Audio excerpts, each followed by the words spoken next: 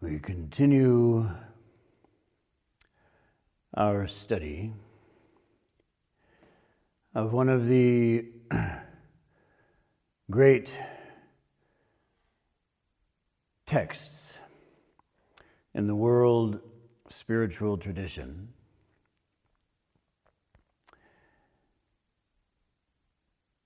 the Avatung Saka Sutra of the Mahayana Buddhist lineage.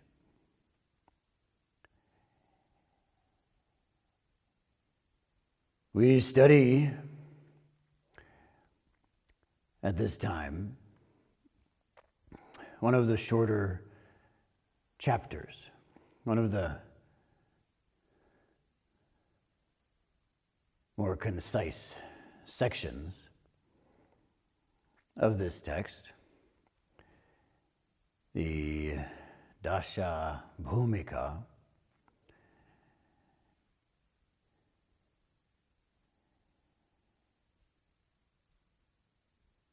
which is to say the 10 stages chapter of the flower garland scripture. It is our great privilege to hear this text, to know it, to study it, and to be humbled by it. At this time, we begin our study of the third stage. The third stage teaches meditation, teaches dhyana, teaches us how to enter samadhi, deep concentration in which conceptualization,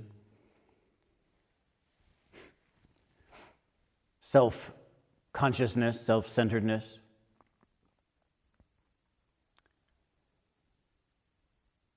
and attachment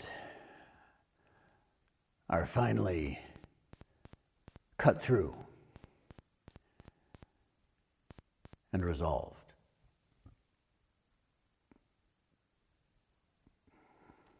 Finally, as we enter meditation, our constant addiction to thinking is broken. Our belief in thinking is broken. Many of you were here when Joshin came back and sat in this place where I'm sitting now. Came back from his solitary retreat and told us a little bit about it. How many of you were here for that? Yeah. Oh, very good. About half. Very good. So you recall that he came to the point near the end of that practice period when he finally realized he could finally accept that no matter what his mind told him, it was not trustworthy.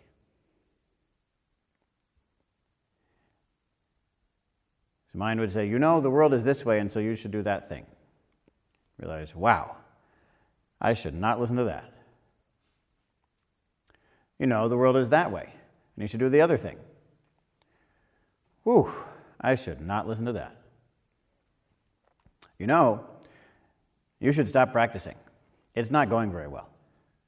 Whew, I should not listen to that.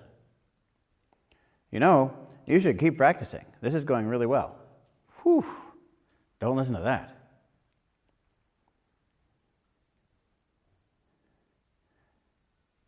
Finally, he found a way out of this addiction to the human mind. Most of us are deeply addicted to the human mind. We really believe in it. We're willing to do just about anything if our minds tell us to do it. Just about anything, really.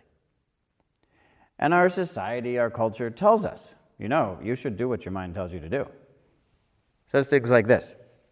When you have a decision to make, what you should do is think it through carefully. And then do the thing you think you should do. This is enslavement to the human mind. Or society says, you should follow your heart. You should feel. What do you really feel? What does your body tell you to do? Whatever that is, you should do it. This is addiction to the human mind. Or follow your gut. Follow your intuition.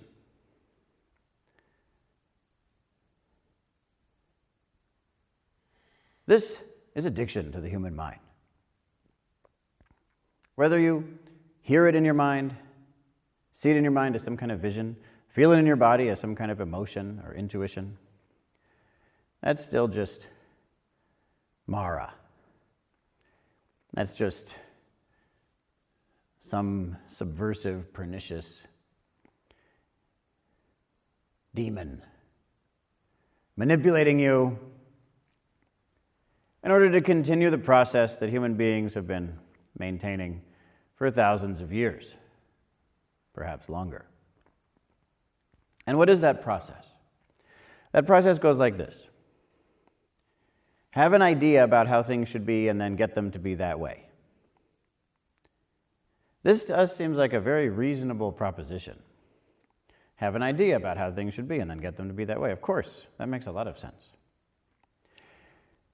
Through this method, we've solved a lot of problems. It's true. We've solved many problems this way. The problem is, by and large, in general, the solutions to the problems create bigger problems. That's the problem with our solutions.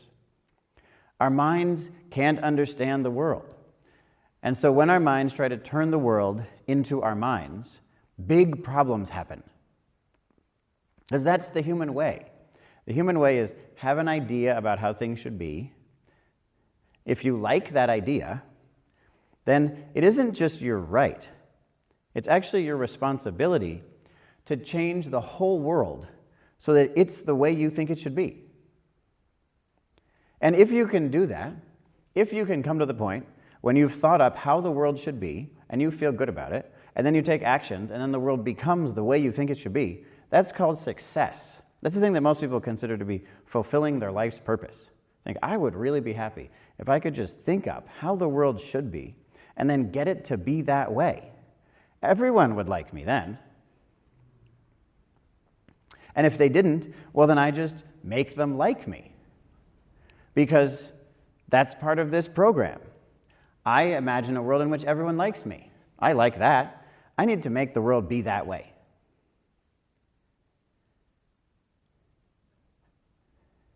The issue is that when we solve problems in this way, bigger problems result.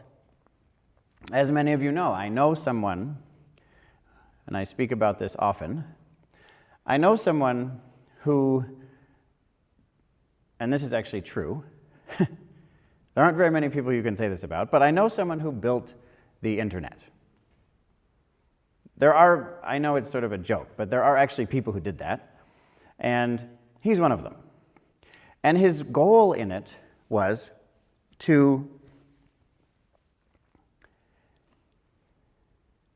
connect everything and empower everyone.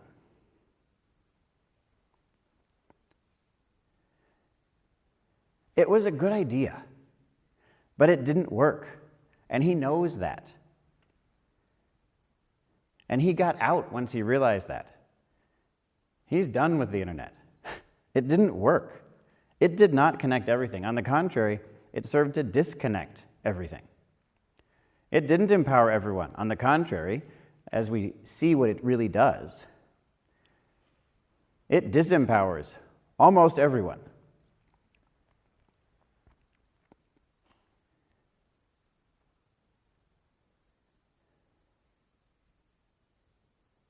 It's terrifying the way it's divided us.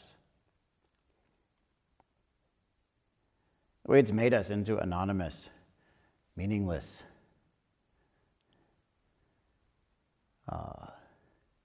distant cogs in its machine.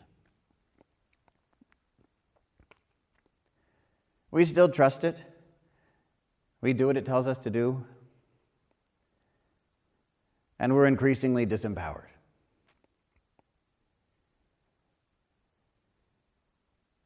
Or you could go back further. The classic example of this is that a long time ago, there was a problem. And the problem was horses. We had these horses, you see. Well, horses had a number of issues. One of them was they weren't all that fast. And another one was that they created a lot of manure. So London and other places were filled with manure, and people couldn't really get around very quickly. And so they made something. They made this really impressive solution to the problem. It was hard to make it. It was very difficult to make it, really. But they did it, and now we have it. And we use it. And it's called the internal combustion engine. And it really seemed like this is going to solve the problem. Well, good news. It did solve that problem. Once people had the internal combustion engine and they made it into a car, you could drive quickly. And in fact, you could do other things with it. You could move a ship with it, for example. There are a lot of good things you could do with an internal combustion engine. Beyond that, it didn't create any manure. Absolutely none. Not even a little bit of manure comes out of the car that you drive. It's really quite an impressive invention, we thought. Seemed like a good solution. We did solve those problems. Let's be clear. What were the problems? We couldn't get around quickly enough, and we had to clean up manure. Yes, these are big problems, you could say, right? Pretty big problems, really. The issue is that that solution made a much bigger problem. Global warming. Global warming. The killing of millions, billions, of the most vulnerable people on the planet, and countless species, countless trillions of living things. That's a much bigger problem than not being able to get around quite as fast as you'd like and needing to clean up manure. That's a real problem. And nowadays, we want to solve that problem. And so we think, okay, I got a good idea, guys. This is what we're going to do. We're going to use exactly the same tool that has been creating larger and larger problems for tens of thousands of years to try to solve this problem again. In other words, we're going to do exactly the same thing again. How does that sound? And everybody nods and says, that's a great idea. Let's do that. And what tool is that? That tool is the human mind. Yes. What do we think? What do we feel? What we think and feel is what we should do. Let's do it.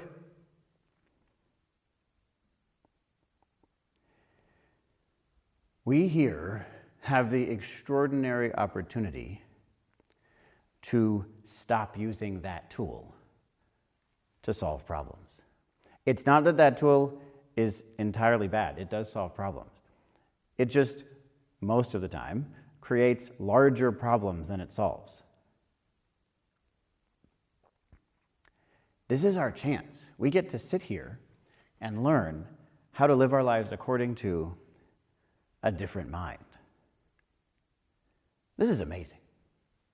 How do we do it? By maintaining a practice so that we stop doing whatever our thoughts tell us to do, whatever our feelings tell us to do. Instead of that, we do a practice. It is incredibly as simple as that.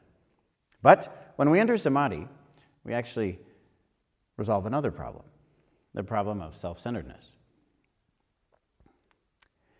George Eliot, any of you know who George Eliot was? Wow. Oh my goodness. Okay. Well, it's okay. George Eliot, you should read George Eliot's work. Excellent. George Eliot was an excellent, very impressive, one of the most important, actually, writers of modern times.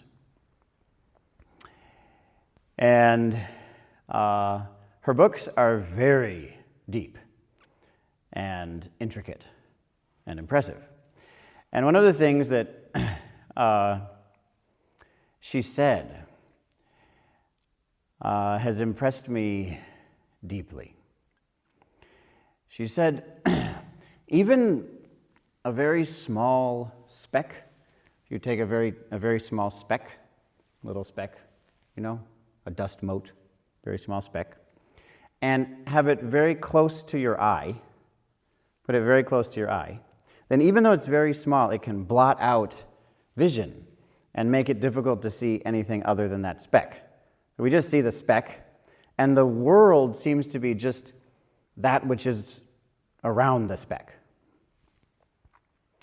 She said, this is a big problem. If that happens, it's a big problem. A little speck near your eye blots out the world.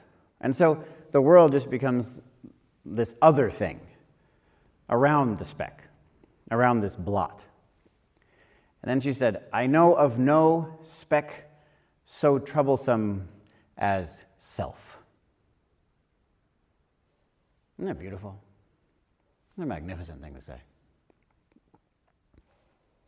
For most of us, our self is front and center. Me. Me. I wonder how my practice is going. I think it's going pretty well. But actually, I have to think about what I'm going to do next week also. Well, I think it's okay if I think about something. I'm just going to think about something about what I'm going to do next week. Oh, actually, I shouldn't. I should not be doing that. I should be practicing. I think I'll practice now. Yes, now I'm practicing. My practice is going pretty well. Not as well as it should be, though. It's actually not going very well. My practice needs to go better. I should do something about it. Constant me. Everything becomes about me. We become very excited about ourselves. Whatever happens gets turned into the environment for me. Whatever happens. It's like the speck, and then the whole world just becomes something around the speck. It's not that we're not aware of other people. We're aware. You all are probably out there somewhere, maybe near me, around me. You're probably thinking about me. I wonder what you're thinking about me. I hope you like me. I like you. Not much, but sometimes. It depends on whether you do what I like you to do. If you do what I like you. And we cycle around in these self-centered thoughts, on, and it's not satisfying. It's just not fun. It's not enjoyable. So we have the chance, as we do this practice, to set that aside. To set that aside. It's wonderful.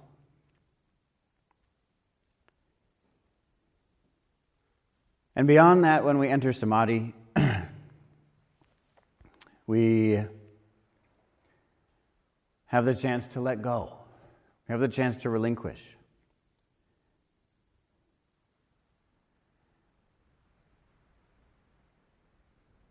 To let go of our lives. To no longer hold on so tightly, but to release rather than accumulate.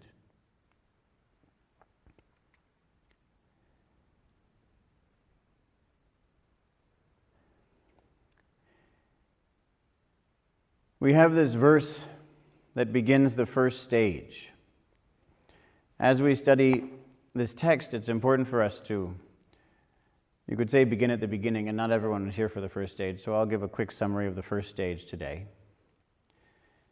The first stage has verses associated with it, and the first one is having accumulated pure qualities and attained virtues, done service, following enlightened kindness and compassion, embodying supreme faith and pure goodwill, we produce an incomparable mind for enlightened knowledge.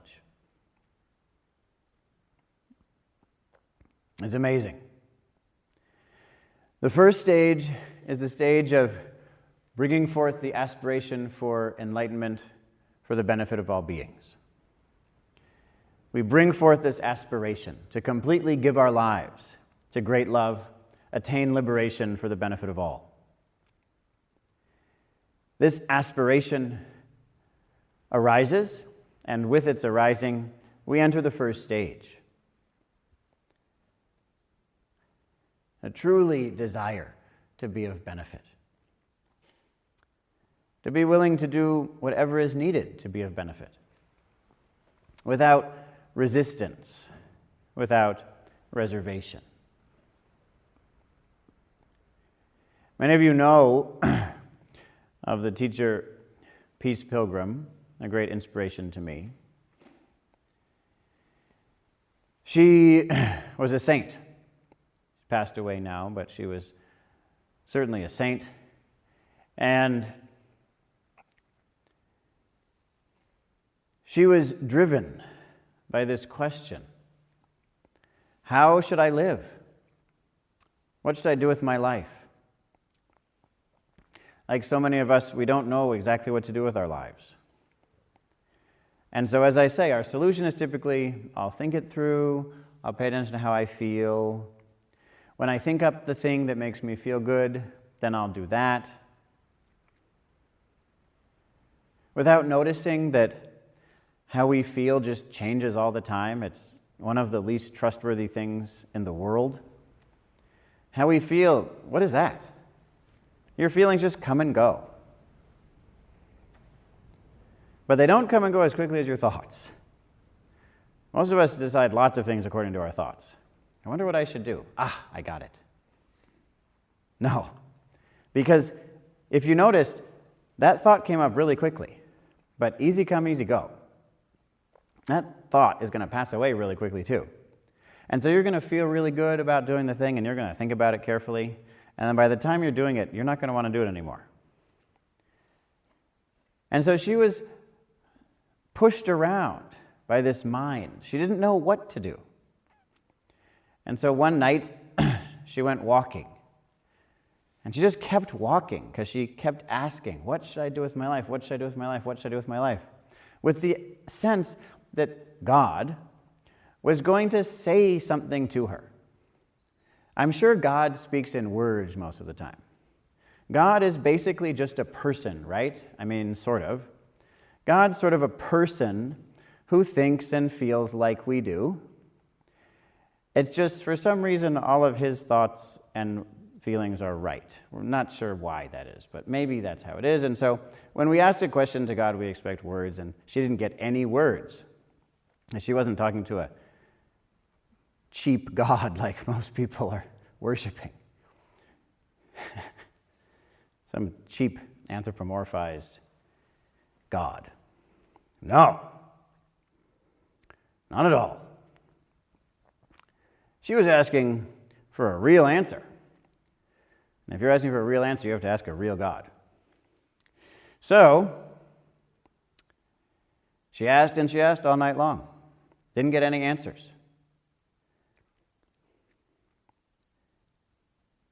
And so many of us, we demand an answer that will fit into the human mind. We demand that so much that we refuse to hear the answer.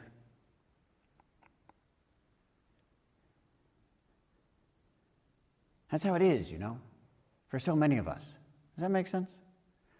We're so accustomed to eating potato chips that when someone comes and gives us a wonderful soup, we don't want it because it's not food. The only thing we know is food is potato chips.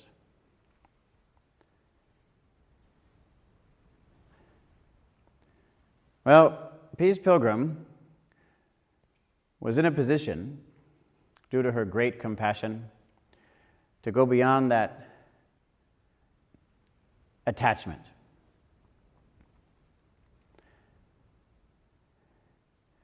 And finally, having received no answer, late in the night, or you could say early in the morning, finally she opened up.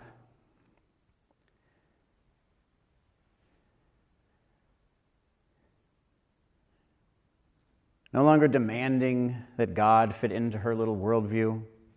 Instead of that, she opened up. And she was clear. I will just do anything. That's it. That's it. I will just do anything. That's it. If I need to do it, God, I'll do it. If I need to experience it, I'll experience it. That's it. End of story.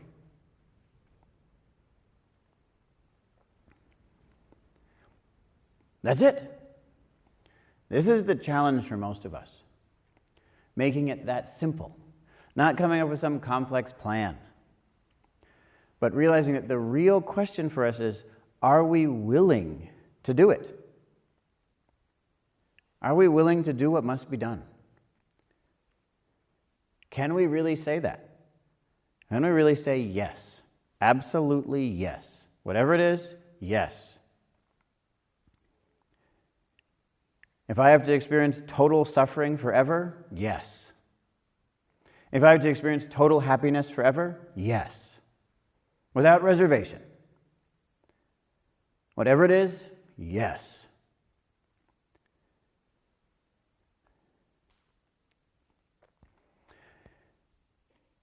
The important thing to understand about this yes,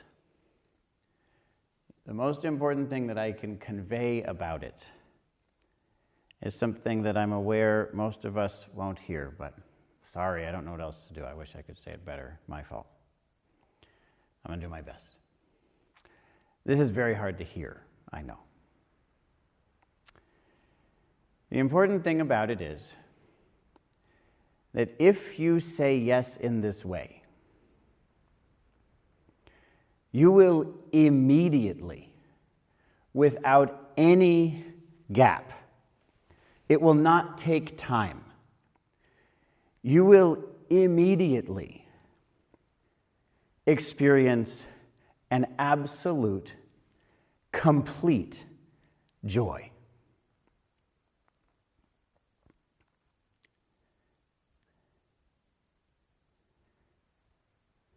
It will fill your body. It will overflow beyond your body. It will uplift your mind.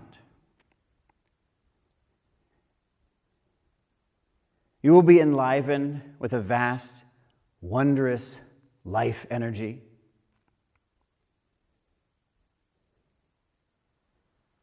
And you will know with certainty that it can carry you through anything.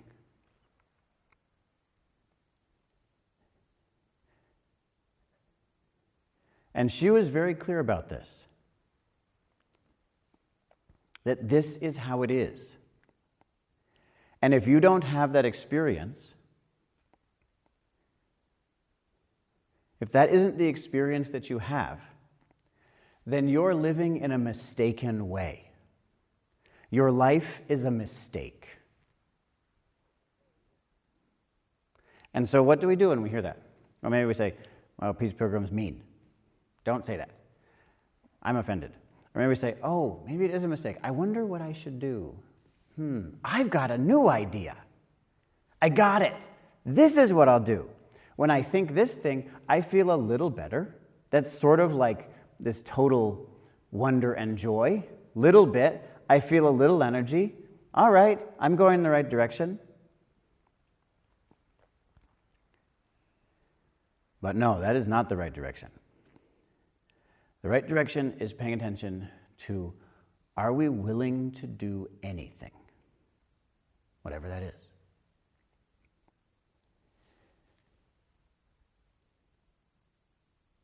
That's the question.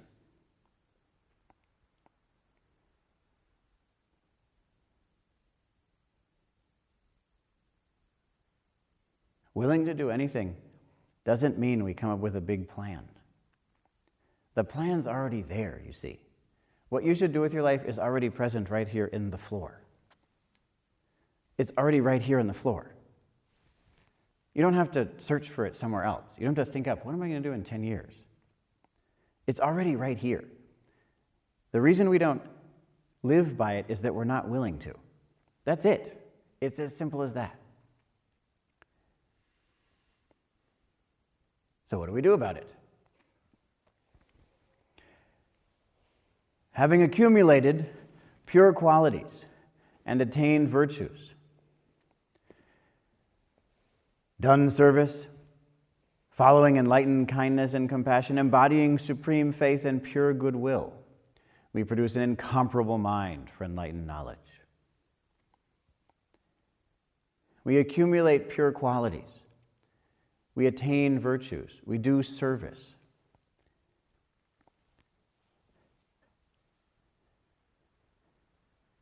That means doing the chores here. It means living in virtuous ways. And it means doing the technique. That's the thing that we are now to do, you see. That's your job right now. You do the technique now. The question for us is very simple. You have a technique. Are you willing to do it? That's your job. You see? That's your whole job. Consider a lot of people have jobs. Are you all aware of that? I don't know if you all know that. It's a young crowd. So people have jobs. They do work professionally. Professionally means you have to do it even when you don't want to do it. That's what professional means. Yes, you can hear who has had jobs. Listen to the laughter. So if you're a professional, you just have to do it, you see. That's just how it goes. Sometimes you want to do it, sometimes you don't want to do it, but you do it.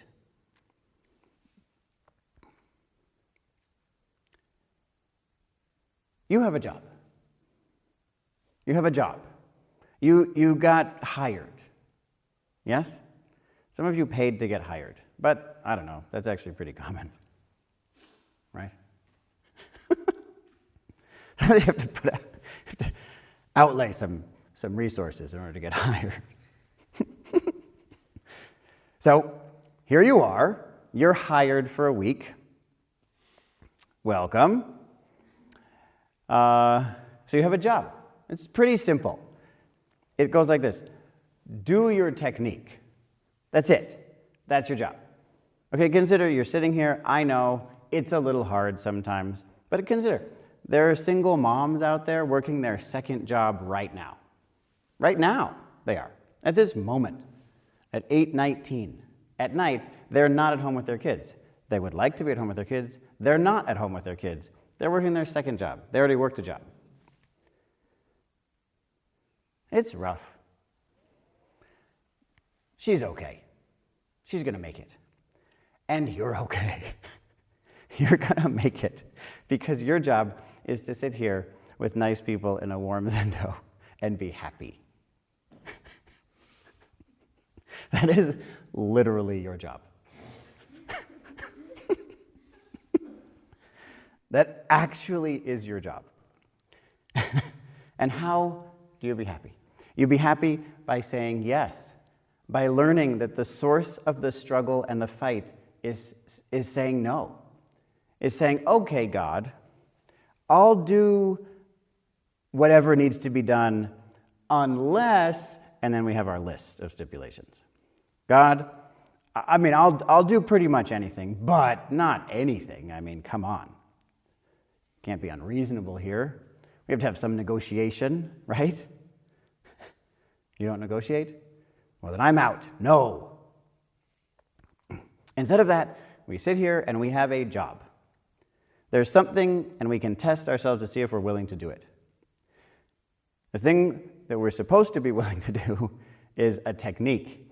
And if you do the technique, if you're willing to do it and you do it completely, it will make you happy.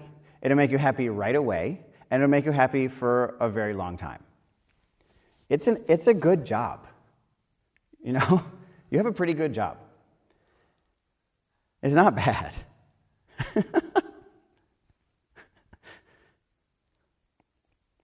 And what happens as we sit here is that we again and again get to choose between our thought about how things should be and how we should get them to be that way, and willingness to do what must be done right now. Again and again we get to test that. And good news, you can try this is how things should be, I'm going to get them to be that way. Root as much as you want, and you'll find that it continually leads to suffering. Try it. You can try it thousands of times a day if you want here. And then you can try the other one. Do the technique. Do the technique. Do the technique. Do the technique. You can try that thousands of times a day. You can test both and see which one works better. And you'll see that the measurement of how happy it makes us is how willing we are to do it. Why? Because it's our resistance that creates the suffering.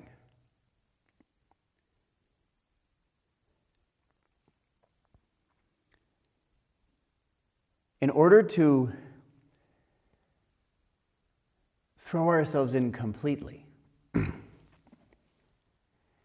we bring forth our true aspiration. Our true aspiration to attain awakening for the benefit of all beings, true enlightenment, true liberation. That's the aspiration we bring forth in the first stage that lays the foundation for all of the others. We're willing to do anything to attain awakening for all beings. Anything. Without reservation. Whatever that is, we say yes. Yes, yes. Having accumulated pure qualities and attained virtues, done service, following enlightened kindness and compassion, embodying supreme faith and pure goodwill, we produce an incomparable mind for enlightened knowledge. Intent on the power, purification, and energy of the all-knowing Buddhas to attain the state of the victorious and save the world, the supreme will arises to develop great compassion, turn the wheel of the teaching, and purify the world. To know all times in an instant without discriminating thought, to clarify good timing in the world and its variety, seeking all the qualities of the Buddhas, this noble mind, immeasurable as space, is born.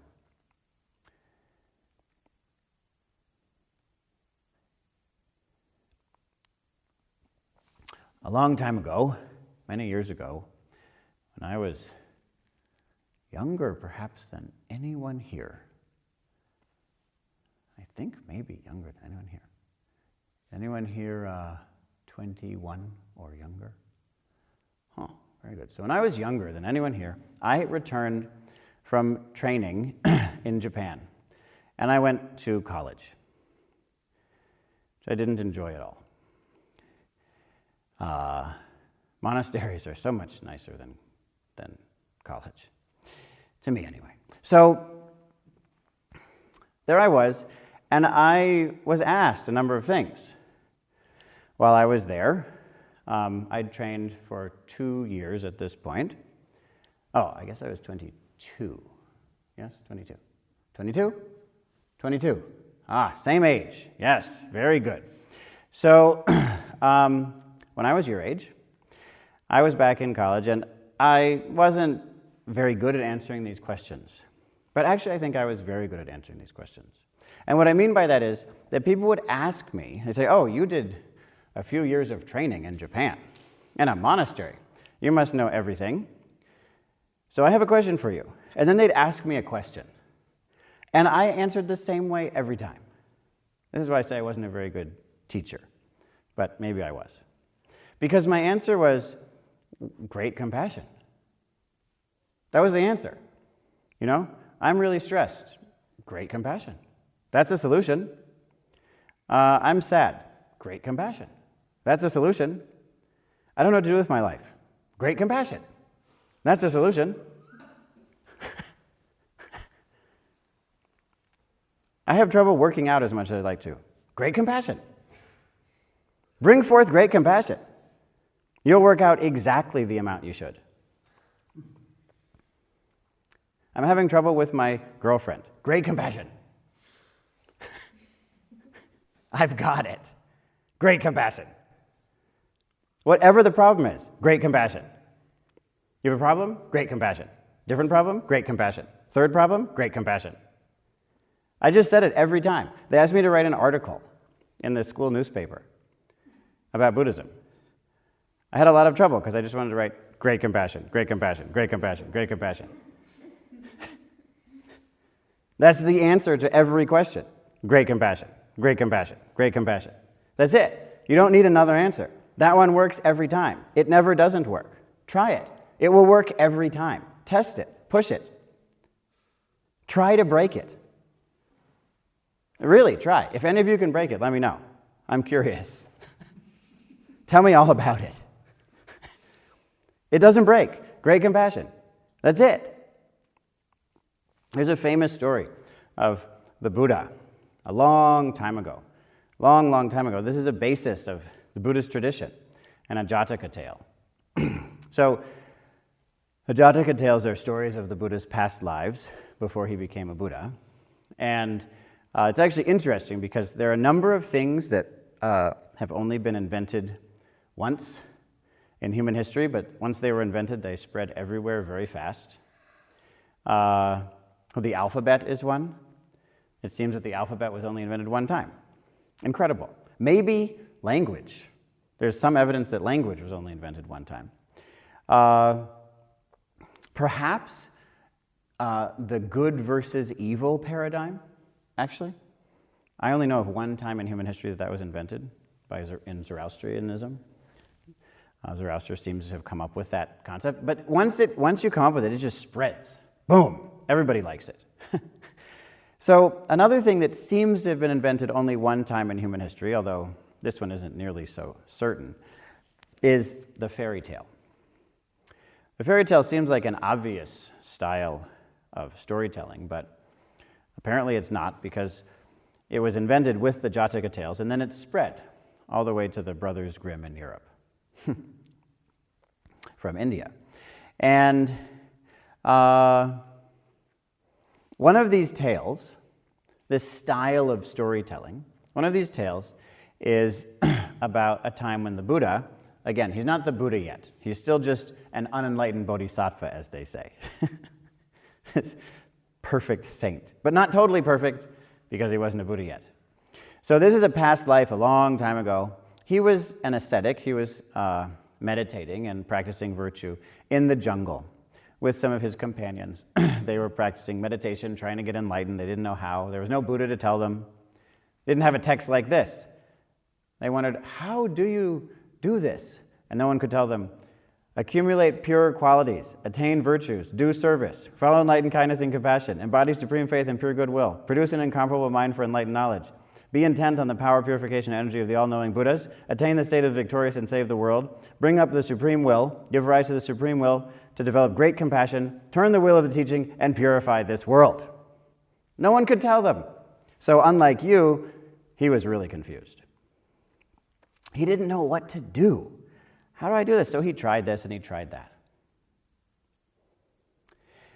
And as they were practicing in the jungle, a time came, sadly, when he came upon a tigress who hadn't found food to eat. And she was starving. She was very weak, emaciated, suffering. And beyond that, she had cubs. Cubs? Is that what they're called? Kittens? What are they called? Cubs. Tiger cubs. So she had cubs, and she couldn't feed them. She wasn't lactating because she was so emaciated. She wasn't producing milk. So they were starving. She was starving. They were starving. It was terrible. And the Bodhisattva, the person who was going to become Gautama Buddha, in our current civilization, this was before our current civilization, this was a long time ago, this person, the Bodhisattva, was very worried about her. And so he thought, well, we spiritual friends here, we could search and see if we can find a dead animal. We can't kill an animal for her, of course, but we could at least search for an animal that's already dead and bring it here in hopes that she will eat it and be healthy and well, and her cubs will be fed. And so they searched, and they searched for a while. They're searching in the jungle for a dead animal. It's hard to find. And as they searched, she became weaker and weaker. It was very sad. And so eventually he realized, we're not finding food. She's just getting weaker and weaker. Well, I have some food. I have a big lump of flesh right here. She could eat that.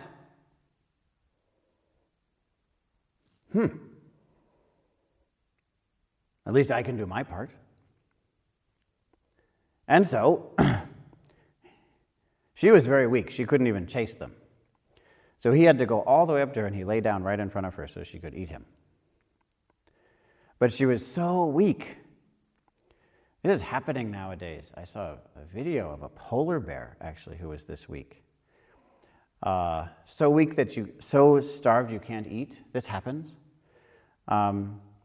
She couldn't eat him. And so,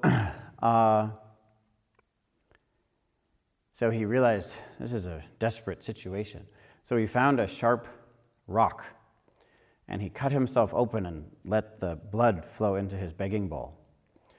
And then he put it in front of her, and so she could drink it, and then she was strong enough to eat him. And he was very happy that he had done good in his lifetime. This is a famous story. She was healthy, her cubs were healthy, and he, happily, was reborn in heaven because of his good work, where he stayed for a long time, millions of years, actually.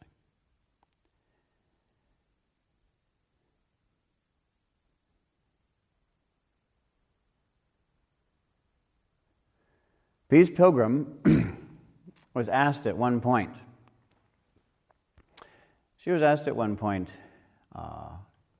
if you were in a life-threatening situation and someone wanted to kill you, and the only way you could stop yourself from being killed was to kill them, what would you do? Would you let them kill you, or would you kill them?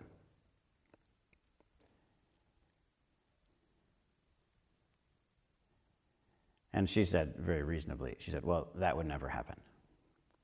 This was the CIA, right? Isn't that right? FBI? Which one? I don't know. Yeah, so some governmental organization was very suspicious of Peace Pilgrim. Peace Pilgrim was an old woman walking around without a home. Very dangerous, very dangerous type of person.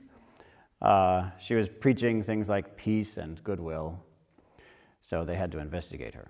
So they found her on the side of the road as she was walking from here to there, and they brought her into their car and drove her to the place and brought her into the room and put her under the light and cajoled her in various ways, tried to confuse her through their various techniques. And she thought it was all very sweet. And then they asked her, so if you were going to be killed unless you killed someone, what would you do? And she said, well, I don't have to worry about it because that would never happen. They said, well, come on. What if it happened? She said, well, it wouldn't. I said, oh, okay, what if it did, huh?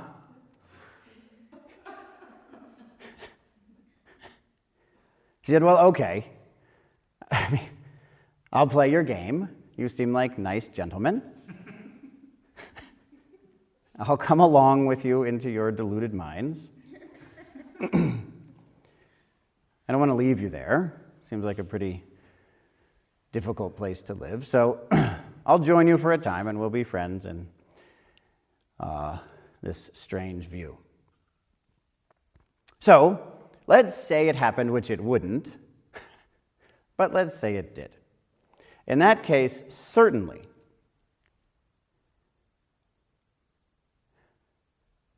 I would let them kill me.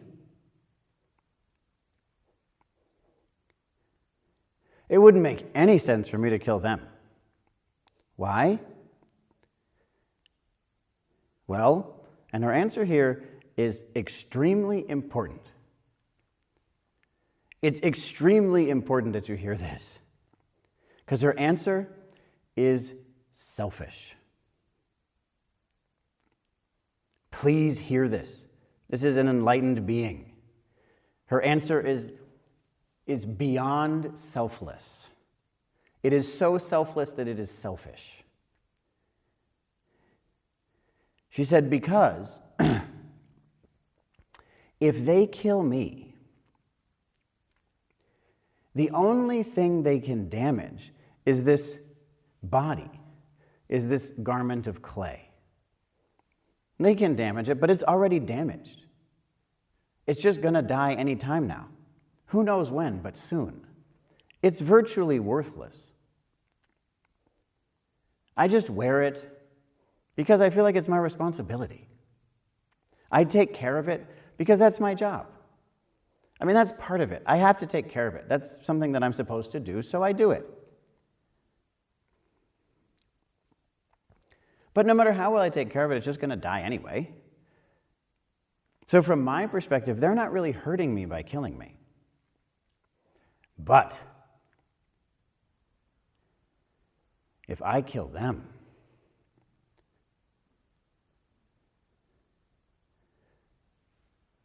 that will injure my soul.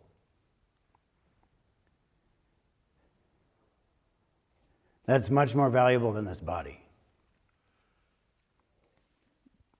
If I kill them, then I've wounded my soul.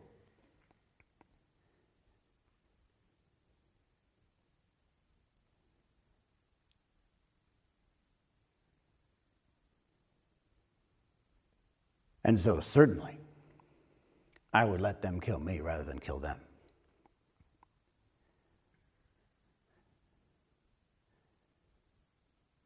This perspective, this basic perspective,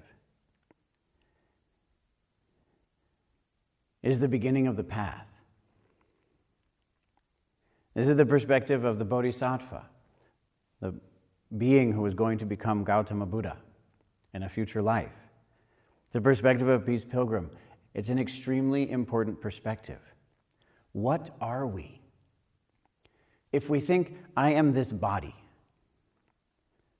then it doesn't make any sense to let somebody kill us rather than kill them.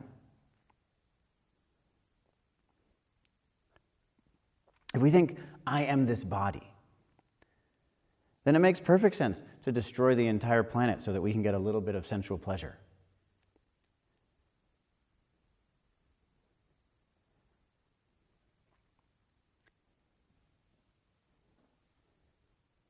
But if we realize that we are not this body, and if we start to examine what we really are, if we start to examine that more and more carefully, then the way we live changes. Naturally, the way we live will change how we see. How we behave changes how we perceive. That's true. That's what this first verse is about. Having accumulated pure qualities and attained virtues, done service, following enlightened kindness and compassion, embodying supreme faith and pure goodwill. That's action. That's our behavior. They produce an incomparable mind for enlightened knowledge. That's perception. But our perception, our view, our way of seeing things, our assumptions about who we are, what the world is, This changes our behavior. And this time, this awakening period, is a time to pay attention to how we perceive. How do we understand? We have the sense, I am this body. And my human mind is the most trustworthy thing in the universe. I will do whatever it tells me to do. If we see in that way, if we're stuck and imprisoned in this body and in this mind, well then, good news. You're finished. You did it already. You're already living perfectly. The way the world is as it should be. There's nothing wrong. If that's the case, then we human beings are living perfectly. We're not making any mistakes. It makes perfect sense to feel terrible, to feel melancholy, to feel lonely, to destroy all of nature so that we can have a few more numbers, imaginary units of monetary value, in imaginary accounts, in an imaginary organization, a legal fiction called a bank. It makes perfect sense to live in this imaginary world, layer after layer of imagination, of lies, of deception, of delusion.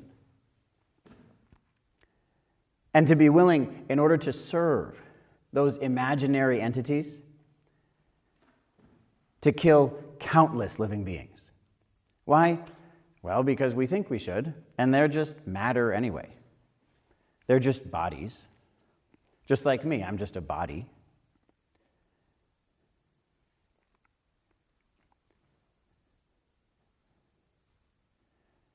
We have the chance to break through that way of seeing things. If we break through that way of seeing things, then it becomes clear that the way we're living is wrong. But if we don't actually break through that way of seeing things, then all this is a chance to get some relaxation. We come to a retreat like this and we get to relax a little bit. We get to take a break from stress. It's just spiritual tourism. And my job becomes just your tour guide. My job is to make sure that you have the most wonderful sort of experience so that you can escape from the problems of the world as effectively as possible. So that sometime, probably on around day 6, you have a big breakthrough that you tell your friends about. Then you give us a big donation and tell them to come. They can give us some money too. If this is all we're doing here, well, bad news. You came to the wrong place. There are plenty of places that will do that for you. People do a really good job of setting up retreats like that. I did for a while, actually. It's really quite an interesting art, you know? I was good at it. Yeah. Day 6. There are some clever tricks you can use on day 6 so that people can identify as having had an insight. Oh, I had an insight. Whoa, I love this place.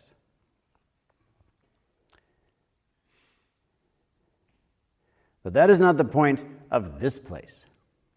The point of this place is to give you the chance to actually examine and actually break through your way of seeing things, your way of seeing yourself, your way of seeing the world, so that it becomes possible for you to accumulate pure qualities and attain virtues. This sense that there are consequences to our actions, that love, hate, action, rebirth, that these are real things.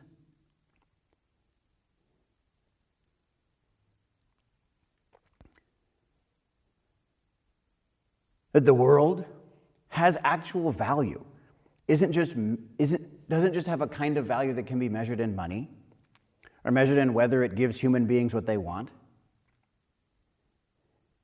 We have the chance to enter a deeply mysterious world. It's beyond the human mind, beyond the human body, that is truly spiritual.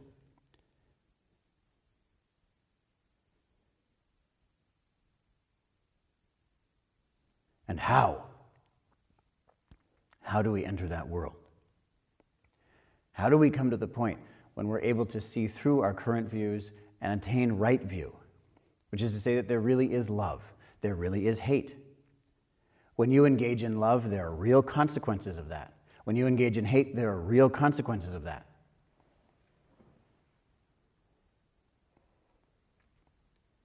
That who we are isn't confined to just this mind, this body, but extends, continues beyond this mind, this body. There's a kind of awareness, a kind of experience, a kind of continuity that isn't limited to this. And that there are those people who actually know this and can actually teach this, that we ourselves can become such people. To see through our current way of looking at the world in order to see more clearly, to actually investigate, that's the point of this. But how do we do that? We don't have a lot of confidence, of course. We haven't accumulated very many pure qualities. We haven't attained very many virtues. We haven't done that much service. It's sad. Because of that, we don't have confidence. Because we don't have confidence, we don't have humility. Because we don't have humility, we don't question. Because we don't question, we don't investigate clearly enough to actually see. Therefore, we're stuck in our same patterns, and we participate in this horrifying system that's destroying life on the planet, and we're not even worried about it.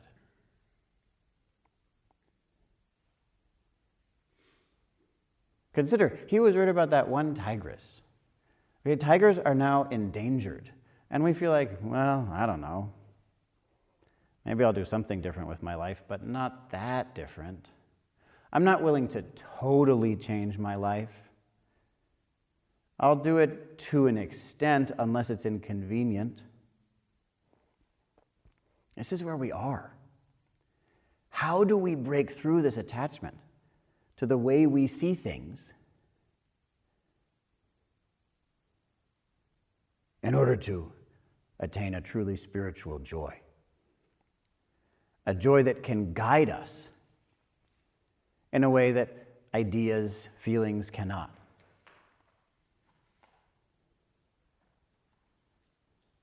How? The answer can be put in one single word, and that word is yes. Do this now. Do your practice, do the technique right now. And whatever happens, say yes to it. Let it purify you. Whatever happens, yes. The next thing, yes. Do what must be done. What must be done is the technique. Do the technique right now. Whatever happens, yes. Yes. No longer, is this the right thing that should be happening? I wonder what should actually be happening. I wonder how I can make that happen. All of that gone. All of us can do this week.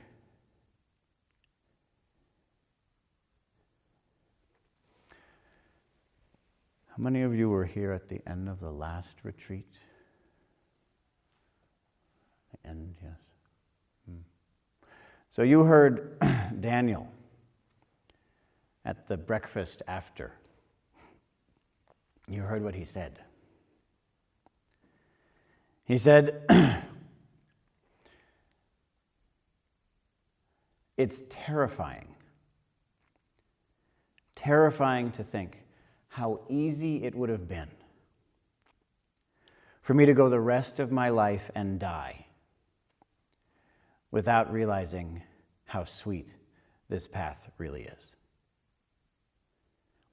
Because he was caught up in this modern version of Buddhism, in which right view that I just described, in which there are actual consequences of actions that extend beyond this body, in which there's an actual mystery to life, in which it's not just about drinking your tea with mindfulness, that you can be a bit happier so that you can continue to do the job that you know you shouldn't be doing? He was trapped by that version of Buddhism, where they say, yeah, enlightenment is, what? I don't even know what they say it is actually. What is it? Something meaningless? Recently I heard they say it's an ordinary experience that's not blissful and doesn't change your behavior. That's enlightenment nowadays. What are you talking about? Do you think, okay, I'm going to let that one. I'll save that maybe for tomorrow.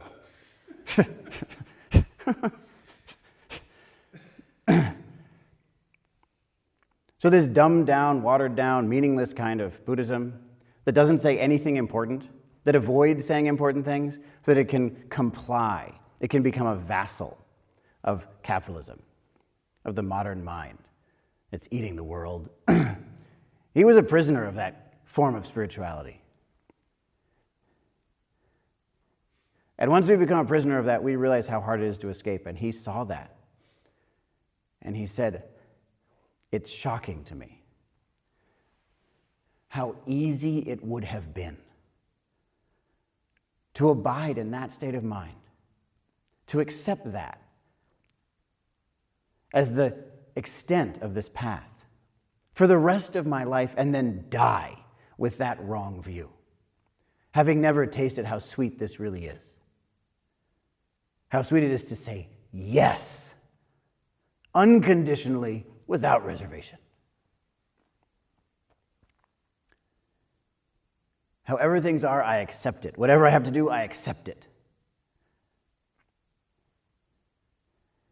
This is the opportunity we have. Understanding that what we do actually matters. What we do matters. What we do matters. There are real consequences. Don't constantly think about it and say, does it have a big enough impact according to some metric? Do the right thing. There are consequences of that. Have faith. Accept your job. Your job is basically to be happy. How do you do it? Say yes. How do you do that? Do the technique. Please, test all of this. Find out if it's true. Please have the confidence, have the aspiration that you yourself will attain enlightenment for the benefit of all beings. Real enlightenment, not just a way to avoid problems, but a way to totally solve the universal problem of suffering through the direct realization of true knowledge. Please have that aspiration and practice wholeheartedly for the benefit of all beings.